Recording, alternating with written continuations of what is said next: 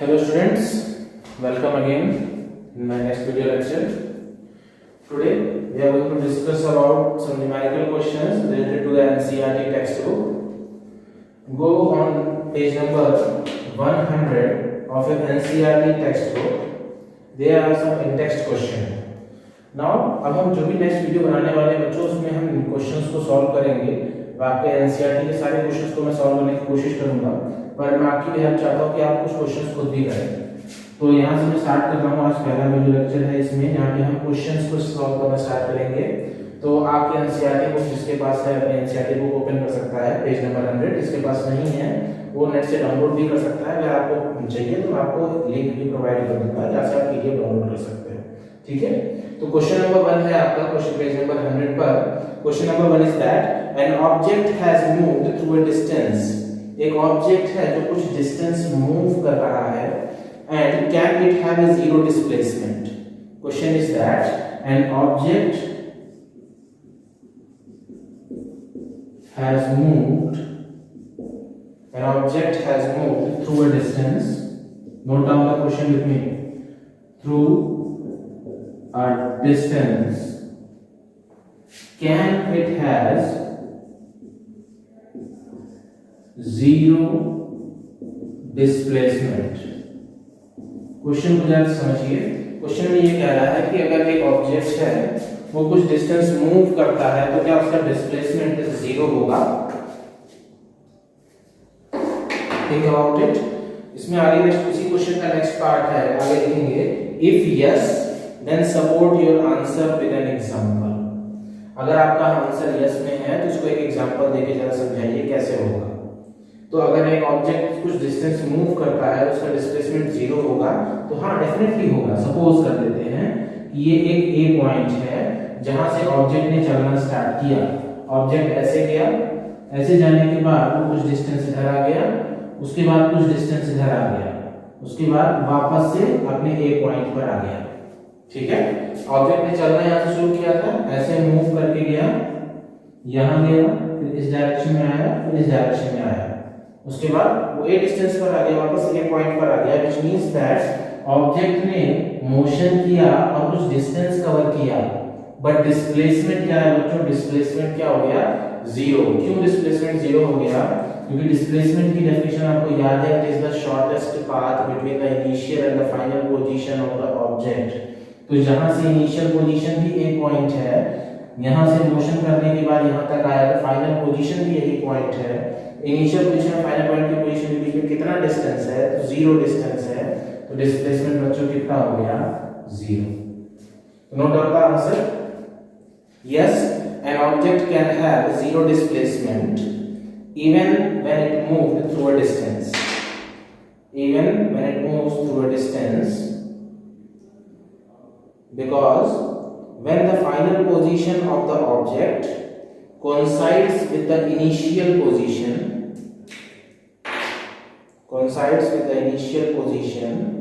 for an example, अब आप example दोगे इसमें। For an example, suppose a boy come to school from his home and again goes back to his home when school gets over, then the displacement of the boy is zero.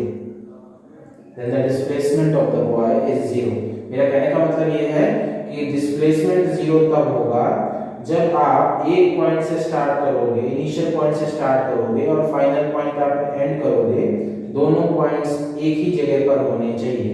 इसको मैंने एक example से समझाया कि अगर suppose एक बच्चा है जो स्कूल आता है अपने घर से और वापस छुट्टी के बाद अपने घर चला जाता है, तो उसका डिस्प्लेसमेंट बच्चों कितना हो गया? तो डिस्प्लेसमेंट हो गया जीरो, क्योंकि वो उसने चलना कहां से स्टार्ट किया था? उसने चलना स्टार्ट किया था अपने घर से और वापस अपने घर पहुंच गया, तो डिस्प्लेसमेंट क्या हो गया? जीरो। अब उसी पेज नंबर 100 का क्वेश्चन नंबर 2 है। Note down the second question of page number 100. Question is, a farmer moves along a boundary of a square field of side 10 meter in 40 seconds. What will be the magnitude of the displacement of the farmer at the end of 2 minutes and 20 seconds. 2 minutes and 20 seconds. ये question मैंने last video lecture में मैंने खुद solve करवाया है। अगर आप last video lecture देखोगे तो उसमें आपको क्वेश्चन का आंसर मिल जाएगा। उस क्वेश्चन के आंसर में हमने कुछ फिगर बनाया था, कुछ ऐसा एक स्क्वायर फील्ड थी और उस स्क्वायर फील्ड में एक फार्मर कुछ ऐसा था जहां मैंने ये दिया था A B C D, अगर आपको याद होगा ऐसा कुछ फिगर बनाया था और उसके बाद ये सारा डिस्टेंस 10 मीटर का था। फिर उसका डिस्प्लेसमेंट हुआ था, यहाँ तक हुआ था, तो हमने इसका डिस्टेंस निकाला था बाय यूजिंग पाइथागोरस थ्योरम। अगर आपको याद होगा ये वाला क्वेश्चन हमने किया हुआ है, आप उसको क्वेश्चन को वहां से यहाँ पे कॉपी पेस्ट कर दोगे। ठीक है, move to the question number 3 of the same page number 100। Question number 3 is which of the following is true for displacement? Which of the following is true for displacement? First point of the question is it cannot be 0. Second point, its magnitude is greater than the distance traveled by the object. Okay, अभी question यहाँ पे कह रहा है कि बच्चों इसमें से कौन सा स्टेटमेंट ट्रू है डिस्प्लेसमेंट के लिए। Displacement it can not be 0, displacement 0 नहीं हो सकता है क्या? मैंने करके दिखाया डिस्प्लेसमेंट 0 हो सकता है। Note down the answer of the first part, the displacement can be 0, displacement can be 0, the statement is not true. उसी क्वेश्चन का सेकंड पार्ट का आंसर लिखिए। सेकंड पार्ट क्या था? Its magnitude is greater than the distance travelled by the object. तो जो displacement है उसका मैग्नीट्यूड मतलब उसकी वैल्यू क्या डिस्टेंस की वैल्यू से ज्यादा होती है? नहीं, कभी नहीं ज्यादा होती है। तो क्योंकि डिस्प्लेसमेंट क्या है? शॉर्टेस्ट पाथ, और डिस्टेंस क्या है? The actual path. Note down the answer, magnitude of displacement is never greater than the distance travelled by the object, the statement is not true. Okay, page number 100 में total 3 questions थे। Now move to the page number 10 and 2. Page number 10 and 2, question number 1. Page number 10 and 2, question number 1. Question number 1 is distinguish between speed and velocity. Speed and velocity के बीच में आपको differentiate करना है। तो note down the statement. सबसे पहले आप table बना लेंगे। टेबल की इस तरफ स्पीड हो जाएगी एंड इस तरफ वेलोसिटी। ओके, स्पीड में फर्स्ट पॉइंट, लिखेंगे speed can be defined as the distance travelled by the object,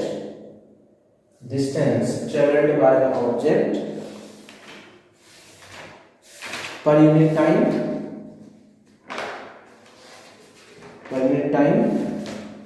इसके बाद वेलोसिटी में first point,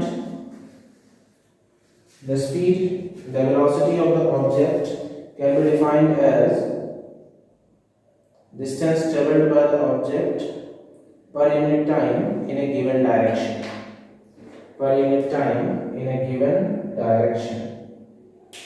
Okay, next speed में second point, the SI unit of speed is meter per second और metre second minus 1।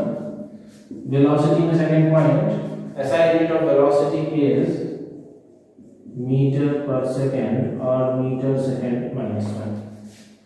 Third point, speed is a scalar quantity. Third point, velocity में velocity is a vector quantity. Okay, move to the next question, question number 2 of page number 102. Question number 2, note down the next question, under what condition, first point, the magnitude of the average velocity of the object equal to its average speed। अब question में बच्चों ये पूछा गया है कि ऐसी कौन सी कंडीशन है जिसमें एवरेज वेलोसिटी का जो मैग्नीट्यूड है वो इक्वल होगा एवरेज स्पीड के। इस क्वेश्चन में ये बताना है कि मैग्नीट्यूड मतलब वैल्यू है, एवरेज वेलोसिटी की ऐसी कौन सी वैल्यू है ऑब्जेक्ट के लिए जो एवरेज स्पीड के बराबर होगी। Note down the answer. When a body moves along a straight line the magnitude of average velocity of object is equal to its average speed, is equal to its average speed. Next question, question number 3rd. Question number 3rd is what does the odometer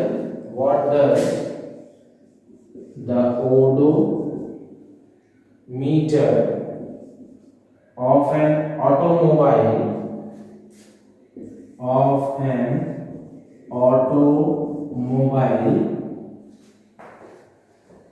major.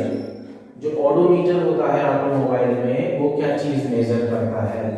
तो बच्चों सभी ने odometer देखा होगा। आजकल तो digital meter आ गए हैं, बट जब पहले मीटर आते थे तो कुछ ऐसे मीटर होते थे जिसे एनालॉग मीटर कहते थे, और यहाँ पे कुछ इस तरीके के डायरेक्शंस वगैरह कुछ बने होते थे, कुछ ऐसी चीजें याद हैं, कुछ ऐसी चीजें। और यहाँ पर आपकी एक निडल होती थी जो हमेशा इस तरफ इंडिकेट करती थी, और बीच में यहाँ पर रीडिंग्स की कुछ होती थी, है ना। ओके, तो यहाँ पे स्पीड होती थी 10, 20, 30, 40, 50, 100 ऐसी कुछ स्पीड्स गिवन होती थी, और ये निडल होती थी। जो निडल ये मूव करती थी, ऐसे करके ये मूव करती थी। ओके, तो यहाँ पे क्वेश्चन में पूछा गया है what does an odometer of an automobile measure. Odometer इसमें क्या चीज है। तो बच्चों ये जो चीज थी, जो आपकी निडल थी, जो ये मूव करती थी ऐसे, इसे हम कहते थे स्पीडोमीटर। स्पीडोमीटर, स्पीडोमीटर का मतलब होता है वो मीटर जो आपकी स्पीड को बताता है। ये ऐसे मूव करता था, ये आपकी स्पीड को डिनोट करता था, आपकी स्पीड क्या है व्हीकल की। और जो ओडोमीटर होता था बच्चों, वो ये वाली चीज होती थी जहाँ पे नंबर लिखे होते थे 3, 2, 5, 8, 1, 0। ये जो होता था इसे हम कहते थे ओडोमीटर। ओडोमीटर का मतलब है जो ये कैलकुलेट करता था कि आपके व्हीकल ने कितना डिस्टेंस कवर किया है। जिनके पास बहुत पुराने व्हीकल्स हैं, ज़्यादा पुराने नहीं, व्हीकल्स पुराने हैं जिसमें एनालॉग मीटर गिवन है, उसमें ये वाला जो मीटर है इसे हम कहते हैं ओडोमीटर, जो बताता है कितना डिस्टेंस कवर किया। और स्पीडोमीटर बताता है कि जो व्हीकल है वो कितने स्पीड से मूव कर रहा है। Note down the answer. Figure बनाना जरूरी नहीं है, इसे समझाने के लिए था। Note down the answer. The odometer of an automobile, the odometer of an automobile measures the distance traveled by the vehicle. Measures the distance traveled by the vehicle. Move to the next question, question number 4 of page number 102. Question number 4. What does the path of an object look like when it is in uniform motion? अगर कोई object uniform motion में है तो उसका path कैसा होगा। Object uniform motion में है तो उसका पाथ कैसा भी हो सकता है। मतलब इसका यूनिफॉर्म मोशन का मतलब है कि इक्वल डिस्टेंस इक्वल टाइम में कवर करेगा, तो उसके लिए पाथ की कोई लिमिटेशन है नहीं, पाथ कैसा भी हो सकता है। Note down the answer. In uniform motion the path of object can be straight line, comma curved line, comma zigzag line, comma, or even a circle, because in uniform motion speed is constant. Next question, question number 5 of page number 102. Question number 5 of page number 102. And note down the question. Question is, during an experiment, a signal from a spaceship reaches the ground station in 5 minutes. What was the distance of the spaceship from the ground station? The signal travels at the speed of light, that is 3 into 10 to the power 8 meter per second. This is the question. Question is this कि suppose ये हमारी अर्थ है this is your earth, और अर्थ पर कहीं पर हमारा एक स्पेस स्टेशन बना हुआ है। Suppose this is our space station, ये एक स्पेस स्टेशन बना हुआ है। एंड द क्वेश्चन इज, इस एक एक्सपेरिमेंट किया गया जिसमें एक स्पेसशिप है,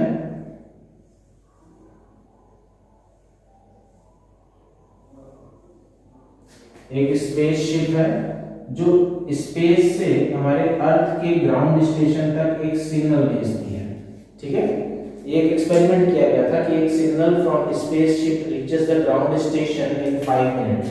तो यहाँ से स्पेसशिप से एक सिग्नल भेजा गया जो अर्थ पे बने हमारे ग्राउंड स्टेशन पर आने में उसको 5 मिनट्स का टाइम लगा। जो टाइम लगा that is 5 minutes, not second, it is minute. 5 minutes का टाइम लग रहा है। तो और जो सिग्नल है ये स्पीड की लाइट से, स्पीड की लाइट की स्पीड से ट्रेवल कर रहा है, दैट इज इसकी स्पीड गिवन है। आपके पास स्पीड भी गिवन है, टाइम भी गिवन है, and what we have to calculate, we have to calculate the distance. कितना डिस्टेंस है अर्थ के ग्राउंड स्टेशन और स्पेसशिप के बीच में। ये अर्थ है हमारी, अर्थ के ऊपर हमने सरफेस पर एक अर्थ स्टेशन बना दिया है, और यहाँ पे हमारा एक स्पेसशिप है। स्पेसशिप से एक सिग्नल भेजा जाता है अर्थ की तरफ, उस सिग्नल को स्पेसशिप से अर्थ तक पहुंचने में टाइम लग रहा है 5 मिनट्स। जो ये सिग्नल है ये लाइट की स्पीड से ट्रेवल कर रहा है। लाइट की स्पीड जो है ये कांस्टेंट होती है, ये चेंज नहीं होती है। ये वैल्यू है 3 × 10⁸ मीटर पर सेकेंड। ये इसकी वेलोसिटी गिवन है, और आपको कैलकुलेट करना है कि यहाँ से यहाँ तक का डिस्टेंस कितना है, ये आपको कैलकुलेट करना है। ठीक है, तो चलिए सबसे पहले तो इसको हम स्टैंडर्ड फॉर्म में लिख लेते हैं सारी चीजें। तो हमारे पास चीजें गिवन है, टाइम गिवन है 5 मिनट, और आपके पास स्पीड गिवन है 3 × 10⁸ मीटर पर सेकेंड। डिस्टेंस हमें कैलकुलेट करना है, कितना डिस्टेंस होगा। सबसे पहले सारी चीजें देखिए स्टैंडर्ड फॉर्म में है, तो वेलोसिटी आपकी स्टैंडर्ड फॉर्म में है, टाइम स्टैंडर्ड फॉर्म में नहीं है, टाइम को स्टैंडर्ड फॉर्म में कन्वर्ट करेंगे तो 5 मिनट को सेकंड्स में कन्वर्ट करने के लिए 60 से मल्टीप्लाई कर देंगे एंड इट बिकम्स 300 सेकंड्स। सारी चीजें स्टैंडर्ड फॉर्म में हो गई। Now we have to calculate the distance. तो डिस्टेंस कैलकुलेट करने के लिए formula, that distance is equal to velocity into time. This is the formula. So on putting the value, s is equal to 3 × 10⁸ into 300. तो ये कितना हो जाएगा, ये it will become 3 × 3 900 × 10⁸ metre distance हो जाएगा। ये हो गया। आप इसको ऐसे भी लिख सकते हो 9 × 10⁻10 मीटर। 300 × 3 किया तो 900 हो गया, 10⁸ एज इट इज मैंने लिखा है, तो ये 900 हो गया। अब 900 के साथ 2 जीरो हैं, 2 जीरो अगर हम इसमें ऐड कर देंगे तो ये हो जाएगा 10, इसलिए 9 × 10⁻10 मीटर। ये हो गया सोल्यूशन। तो टोटल हमने आज जो न्यूमेरिकल सॉल्व किए हैं वो पेज नंबर 100 और पेज नंबर 102 पे सॉल्व किए हैं, इसको आप नोट डाउन करेंगे और आगे के न्यूमेरिकल्स को आप ट्राई करेंगे, और नेक्स्ट वीडियो में आपको आगे के न्यूमेरिकल्स समझाए जाएंगे। ओके।